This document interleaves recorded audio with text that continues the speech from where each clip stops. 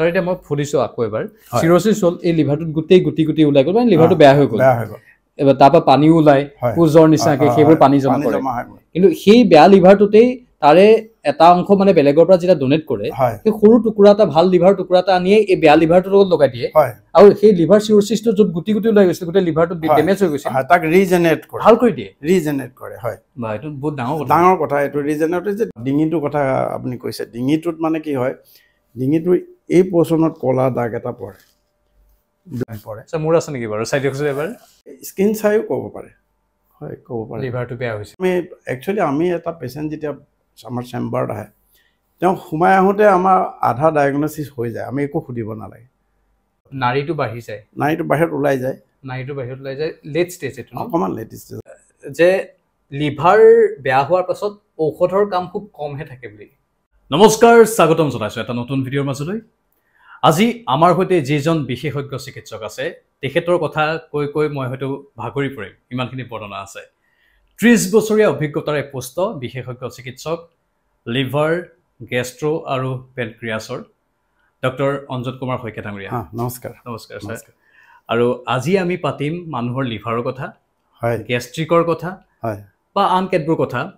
দুটা ভিডিঅ'ত আমি ভাগ কৰি ভিডিঅ'বোৰ দিম প্ৰথমটো ভিডিঅ'ত প্ৰথমে লিভাৰৰ কথাই পাতিম আমি আজিকালি বহুতৰে লিভাৰৰ অসুবিধা থাকে হয় হয় মানে ছাৰ আপুনি ইমান বছৰ কাম কৰিছে হয় বহুত পেচেণ্ট পাইছে আপুনি গোটেই উত্তৰ পূৰ্বাঞ্চলৰ ভাৰতবৰ্ষৰ বহুত দামী প্ৰতিষ্ঠানত আপুনি কাম কৰিছে হয় আচলতে লিভাৰৰ পেচেণ্ট ইমান বৃদ্ধি পোৱাৰ কাৰণ কি চাওক লিভাৰ মানে এতিয়া কথা হ'লগৈ লিভাৰটো কি বস্তু আমাৰ লিভাৰটো হৈছে শৰীৰৰ এটা আটাইতকৈ অপৰিহাৰ্য অংগ যিটো নহ'লে মানে আমি চলিবই নোৱাৰোঁ আমাৰ বডিত যিমান মেটাবলিজিম হয় তাৰমানে যিমান আমাৰ এনাৰ্জি পাওঁ ভিটামিন চিটামিন এবজৰ্পশ্যন হয় আমাৰ বডিয়ে যিমানখিনি লয় সেই গোটেই কামখিনি লিভাৰে চলে গতিকে তেনেকুৱা এটা বস্তু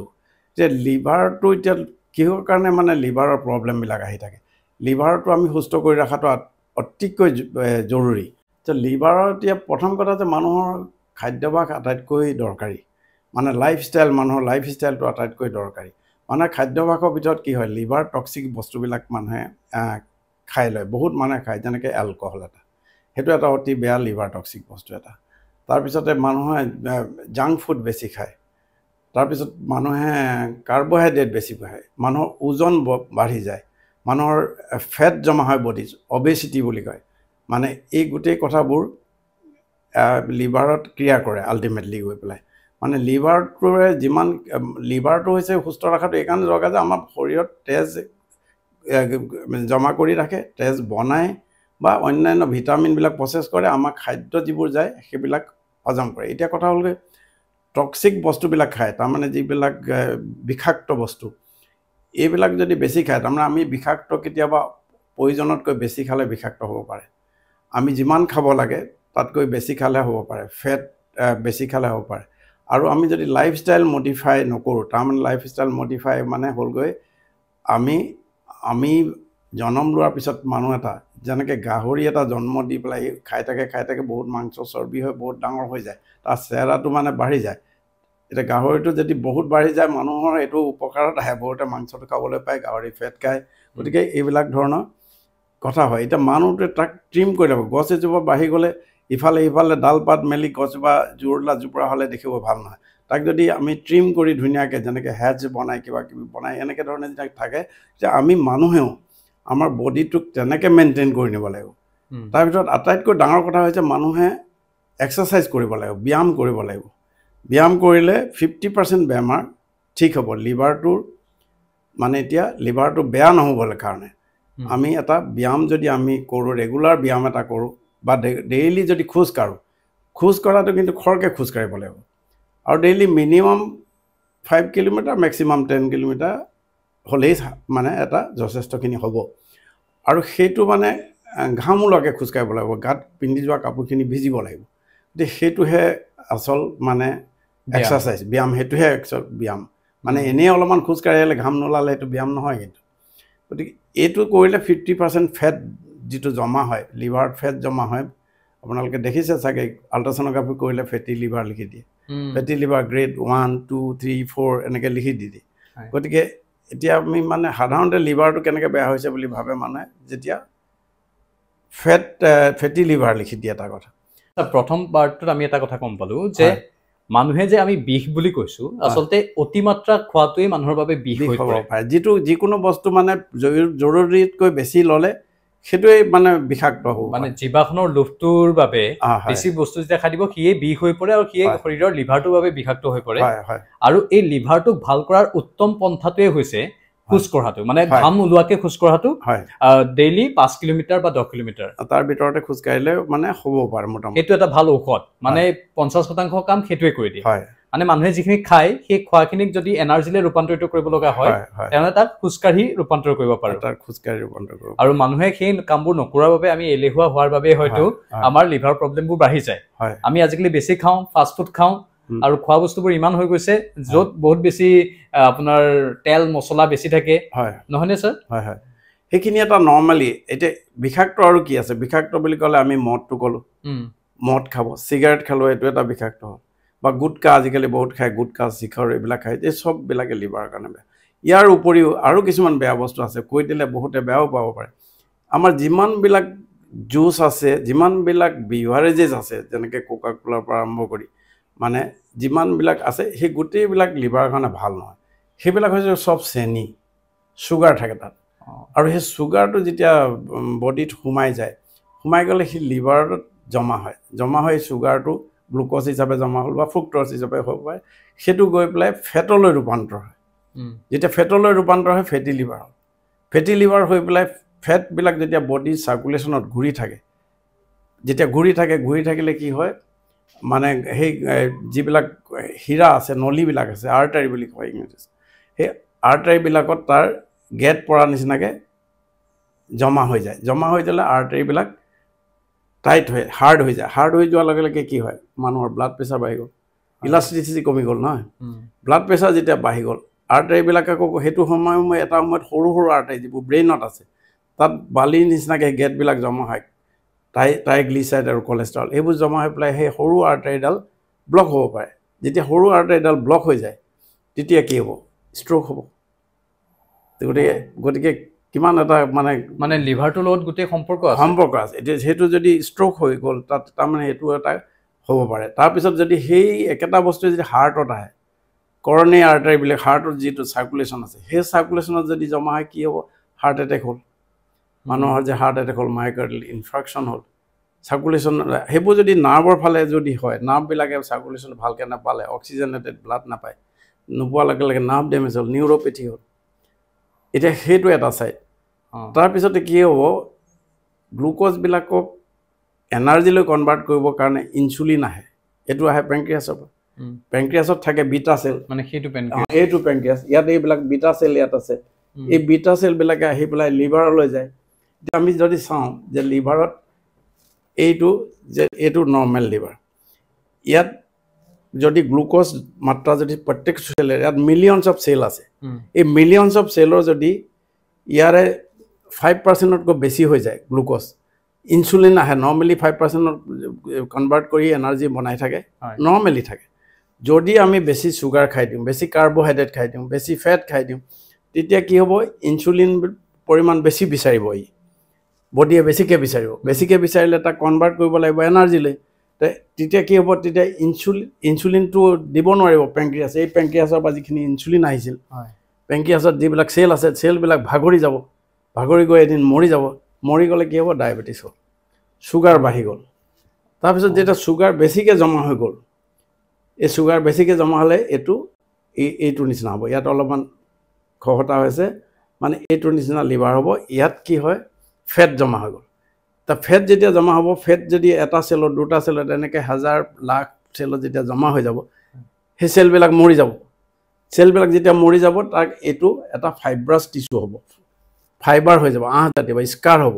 ইঞ্জুৰি হৈ পেলাই স্কাৰ হৈ যোৱাৰ লগে লগে তেতিয়া কি হ'ব আমাৰ SGOT-PT এনজাইমবিলাক বাঢ়ি যায় তেতিয়া মানে লিভাৰটো ফুলি যোৱা বুলি কয় এইটো ছেকেণ্ড ষ্টেজতে হয় তাৰপিছত লিভাৰটো যেতিয়া ফুলি যাব তেতিয়া ফুলি গৈ পেলাই মানে সেই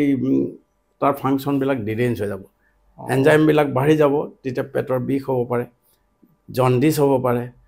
মানে বমি লাগিব পাৰে খানা হজম নহ'ব পাৰে মানুহটো খুব ভাগৰুৱা হ'ব পাৰে গতিকে এনেধৰণে বেমাৰ আৰম্ভ হ'ব, জ্বৰো হ'ব পাৰে। তো ইয়াৰ পিছৰ ষ্টেজটো কি হ'ব, লিভাৰত গৈ ফেট যেতিয়া জমা হৈ ফাইব্ৰচিছ হৈ গ'ল, তো ইয়াৰ পিছৰ ষ্টেজটো হ'ব এনেকুৱা হ'ব, তাৰমানে এইটো স্কাৰ হৈ ফাইব্ৰচিছ হৈ এইখিনি টান হৈ গ'ল, একদম ষ্টিফ। ইলাষ্টিচিটি যিটো আমাৰ থাকিব লাগে, সেই ইলাষ্টিচিটিটো নাইকিয়া হৈ গ'ল, মানে লিভাৰ ফাংচনটো কমি যাব। ইয়াৰ ভিতৰত অলপ অলপ দেখাইছে নহয়, এইবোৰ ভাল লিভাৰ আছে, সেইকাৰণে ফেটি লিভাৰ হওক বা লিভাৰ বেয়া হ'লেও লিভাৰে কাম কৰি থাকে। ইয়াৰ পিছৰ ষ্টেজটো কি হ'ব, ইয়াত যেতিয়া ফাইবাৰ হৈ গ'ল, ফাইবাৰ হৈ যোৱাৰ পিছত ইয়াৰ ষ্টেজটো এনেকুৱা হ'ব, গুটি গুটি গুটি গুটি গোটেই ছাৰ্ফেচটোত গুটি গুটি গুটি গুটি হৈ যাব আৰু লিভাৰটো চিৰচিছ যাব।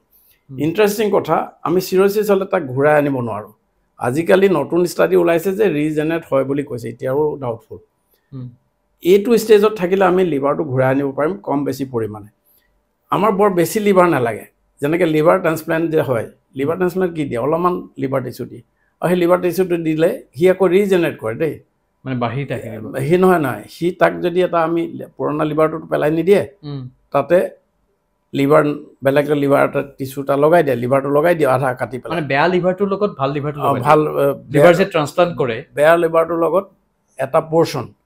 কিবা এটা পাৰ্চেণ্টেজ অফ লিভাৰ কাটি পেলাই তাতে লগাই দিয়ে, তাৰপিছত এটাচ কৰি দিলে কি হয়,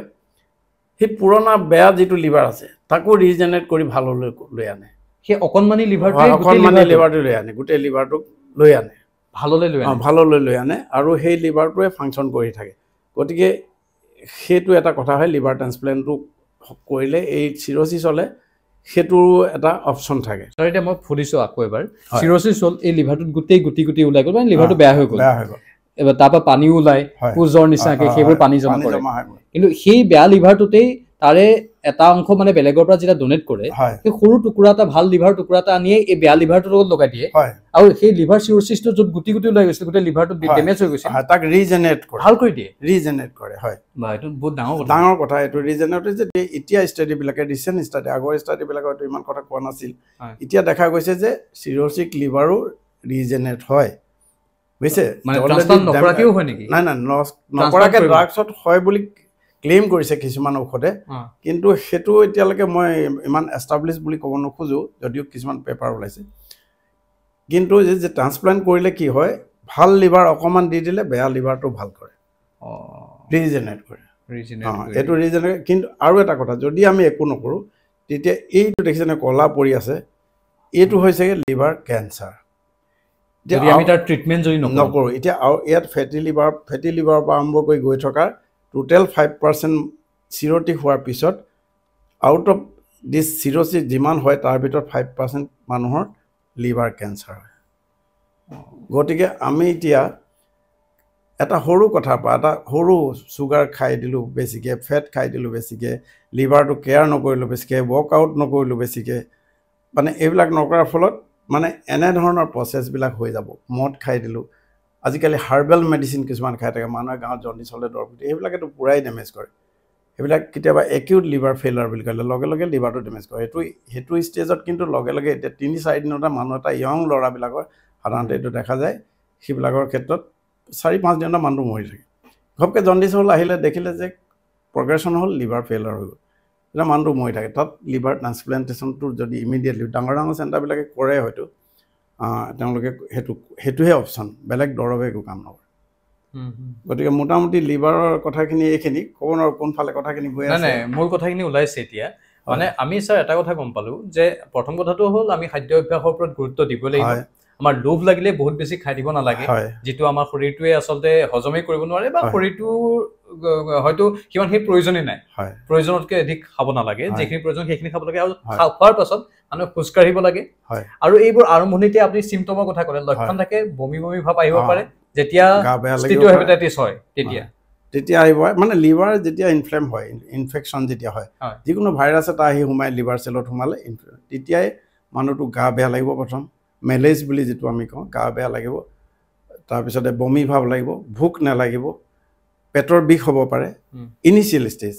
ছেকেণ্ড ষ্টেজত লাহে লাহে দেখিব যে তেওঁ হাত ভৰি ফুলিব পাৰে, লিভাৰৰ ফাংচনটো ডেমেজ হৈ গ'ল, নহয় হৈ যোৱাৰ লগে এলবুমিন প্ৰডাকশ্যন কমি গ'ল। তো এলবুমিন যেতিয়া প্ৰডাকশ্যন নহ'ব, তেতিয়া এলবুমিনে পানীটো ধৰি ৰাখে ভিতৰত, যেতিয়া এলবুমিন কমি গ'ল পানীটো ওলাই গৈ টিচুত সোমাই গ'ল ভৰি ফুলে পেট ফুলা মানুহ দেখিছে আপোনালোকে গতিকে পেটটো বহুত ডাঙৰকৈ ফুলি যায় তাত পেটত পানী জমা হয় ভৰিত পানী জমা হয় বা মাচুলবিলাক হাত ভৰি ফুলি যায় বৰ বেছিকৈ হ'লে মুখতো ফুলি যাব পাৰে গতিকে এনেধৰণৰ চিমটমছ হয় আল্টিমেটলি হালধীয়া পৰাটো হয় জণ্ডিছ চকু হালধীয়া হ'ব স্কিনো হালধীয়া হয় যে মোটামুটি এনেকেই বেমাৰ আগবাঢ়ি যায় আৰু ফাইনেল ষ্টেজটো হৈছে লিভাৰ চিৰ'চিছ আৰু কেঞ্চাৰ আল্টিমেটলি গম পাইছোঁ এতিয়া ছাৰ কথাটো হ'ল যে আমি শৰীৰৰ কিবা অংগ চাই এতিয়া আপুনিও বহুত বাহিৰৰ চিকিৎসকৰ সৈতে কাম কৰিছে তেওঁলোকৰ ইউটিউবত আমি ভিডিঅ'বোৰ চাই থাকোঁ তেওঁলোকে ডিঙিৰ গঠন চাই ডিঙিত কিবা এটা পৰা চাই কৈ দিব পাৰে যে এওঁ লিভাৰটো কিমান সুস্থ হৈ আছে কিমান বেয়া হৈ আছে ফেমাছ চিকিৎসক এজন আছে ডক্টৰ SK Sari মই তেখেতৰ আণ্ডাৰত মই আছিলোঁ অলপ দিন কিবা প্ৰচিডিঅ'ৰ ট্ৰেইনিঙত 15 দিনমান আৰু এনেই তেখেতক অনবৰতে লগ পাই থাকোঁ আমাৰ যি ইণ্ডিয়ান এণ্ড ইণ্টাৰনেশ্যনেল কনফাৰেঞ্চবিলাকত আমি প্ৰায় লগ পাওঁ তো তেখেতে মানে ইউটিউবত মই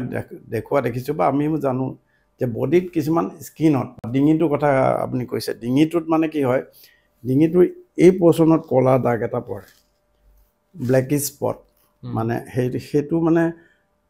পিগমেণ্টেশ্যনৰ নিচিনা হয় বা সৰু সৰু ৰঙা ৰঙা গুটি এই পেটত হয় সাধাৰণতে গাত হয় স্কিন চাইও ক'ব পাৰে লিভাৰটো বেয়া হৈছে বুলি আমি একচুৱেলি আমি এটা পেচেণ্ট যেতিয়া আমাৰ চেম্বাৰত আহে তেওঁ সোমাই আহোঁতে আমাৰ আধা ডায়েগনচিছ হৈ যায় আমি একো সুধিব নালাগে তাৰপিছতে আমি সেইখিনি চোৱা মেলাৰ পিছত ফাইনেলি ইনভেষ্টিগেশ্যন আৰু এক্সামিনেশ্যনখিনি আহে কিন্তু মানুহ এজন যেতিয়া আমি তেওঁৰ চাল চলন তেওঁ গোটেই কথাখিনি লক্ষ্য কৰি থাকোঁ আচলতে ক'ব নোৱাৰাকৈ কোনো তেতিয়াই গম পায় গতিকে স্কিনত চাইও ক'ব পাৰি হয় স্কিনত চাই মানে বিশেষকৈ ডিঙিৰ সেইটো এটা পইণ্ট ব্লেক ক'লা ৰঙৰ পিঠি এইখিনিত যদি এই লাইন এটা যদি ক'লা ৰঙৰ এটা লাইন পৰে মোৰ আছে নেকি বাৰু চাই দিয়কচোন এবাৰ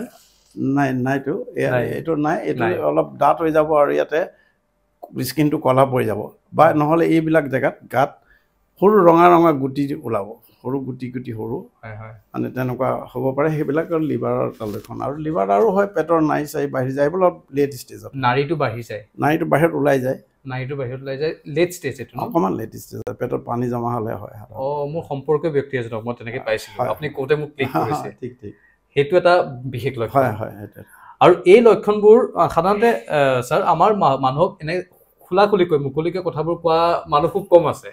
আৰু আপুনি বহুত কথা কিন্তু খোলাখুলিকৈ কৈও দিছে আৰু সেই কথাখিনি কোৱাটো আৰু আপুনি ঔষধতকৈ মানুহৰ নিজৰ লাইফষ্টাইল মডিফিকেশ্যনৰ ওপৰত বহুত বেছি খাদ্যাভ্যাস আৰু লাইফষ্টাইল মডিফিকেশ্যন আৰু ছাৰ এটা কথা আপুনি মোক কৈছিল অফ কেমেৰা ক'ব পাৰি নে নোৱাৰি নাজানো যে লিভাৰ বেয়া হোৱাৰ পাছত ঔষধৰ কাম খুব কমহে থাকে বুলি এটা দাবী কৰা হৈছে নাই লিভাৰ বেয়া হোৱাৰ পিছত ঔষধৰ কাম বহুত কম বুলি মই ঠিক কোৱা নাই কিন্তু ৰাইট ঔষধটো নপৰিলে লিভাৰটো বহুত ঔষধ এতিয়া যেনেকৈ নামবিলাক কৈ গ'লে বেয়া হ'ব বহুত ঔষধ যেনেকৈ ওলাইছে আগৰ পৰা ষ্টাডি কৰি ওলাইছে আৰু বহুত ঔষধ আছে সেইবিলাকে প্ৰেক্টিকেলি বহুত একো কাম নকৰে মানে establish rule particularly vitamin E containing ঔষধ যিবোৰ আছে বা আজিকালি চেৰ'গ্লিটাজাৰ বুলি এটা আছে এই দুটা ঔষধে মানে অলপ মানে কাম কৰে বুলি অলপ এষ্টাব্লিছ হৈছে ইয়াৰ আগতে আমি কণ্টিনিউৱাছলি যেনেকৈ কিছুমান ঔষধ খাওঁ বা নৰ্মেলি ডক্টৰে প্ৰেছক্ৰাইব কৰে বা আমিও প্ৰেছক্ৰাইব কৰোঁ কেতিয়াবা সেইবিলাকে লিভাৰটো অলপ টিউনিংহে কৰে তাৰ যিটো ডেমেজ সেইটো ভাল কৰিব নোৱাৰে ডেমেজটো বা ৰিজেনেৰেট কৰাব নোৱাৰে সেইবোৰ আমি 20 বছৰ 10 বছৰ ধৰি হৈ আছে ষ্টাডিবিলাকে কৈ আছে ইনিচিয়েলিটো ক্লেইম কৰে চবেই 2-এবছৰমান চলাৰ পিছত এইটো দৰৱ নাইকিয়া হৈ যায় লাহে লাহে গতিকে কিন্তু 2-এটা দৰৱ আছে সেই যেনেকৈ আৰ্চ'ডিঅক্সিকলিক বুলি কয় বেলেগ নামত জনাজাত এইবিলাক তো সেইবোৰৰ অকণমান মানে বেনিফিট পায় বুলি কয় কি হয় সেইটো অলপ লিভাৰটো টিউনিং কৰে তাৰ বাইল এচিডবিলাক অলপ ডিজল্ভ কৰি দিয়ে তেনেধৰণে কয় তেনেধৰণৰ কথা আছে কিন্তু লিভাৰটো ৰিজেনেৰেট কৰাৰ কেপাচিটি নাই এইটো বৰ ডাঙৰ পইণ্ট কৈছে আৰু এজন চিকিৎসকে যেতিয়া সেইখিনি কথা কৈ দিয়ে চাওক মানে তেওঁ অন্তৰৰ পৰা কিমানখিনি কথা ভাবিব লাগিব আৰু মানুহৰ বিষয়ে আমি আশা কৰিছোঁ আপুনি ছাৰ এনেধৰণে সেৱাবোৰ আগবঢ়াই থাকক আমাৰ জনসাধাৰণৰ প্ৰতি গোটেই ভাৰতবৰ্ষত আপুনি কাম কৰিছে বহুত ভাল প্ৰতিষ্ঠানত আপুনি কাম কৰিছে মই ৰেলৱেত আছিলোঁ আগতে মই মুম্বাই ট্ৰেইনিঙতো আছিলোঁ গেষ্ট্ৰনলজি দিল্লীতো আছিলোঁ আমাৰ ৰিনোন চিকিৎসক প্ৰেমাচিছ গড় আছিলে তেখেতৰ আণ্ডাৰত মৌলানা আজাদ যিখন MAMC বুলি কয় এইখন আৰু ডক্টৰ চাৰিনৰ যিটো আছিলে GB পণ্ড হস্পিটেল এইবিলাকত ট্ৰেইনিং কৰিছোঁ মই সেই অভিজ্ঞতাখিনি এতিয়া আমাৰ অসমৰ বা উত্তৰ পূৰ্বাঞ্চলৰ জনসাধাৰণৰ বাবে কামত আহক এইটো আমি আশা কৰিছোঁ আৰু আপুনি এনেধৰণে সেৱা আগবঢ়াই যাওক আমি পৰৱৰ্তী সময়ত আৰু এটা ভিডিঅ' দিম গেছৰ ওপৰত কিন্তু আজি এই ভিডিঅ'টোৰ পৰা বিদায় লৈছোঁ অশেষ ধন্যবাদ আপোনাক থেংক ইউ ধন্যবাদ নমস্কাৰ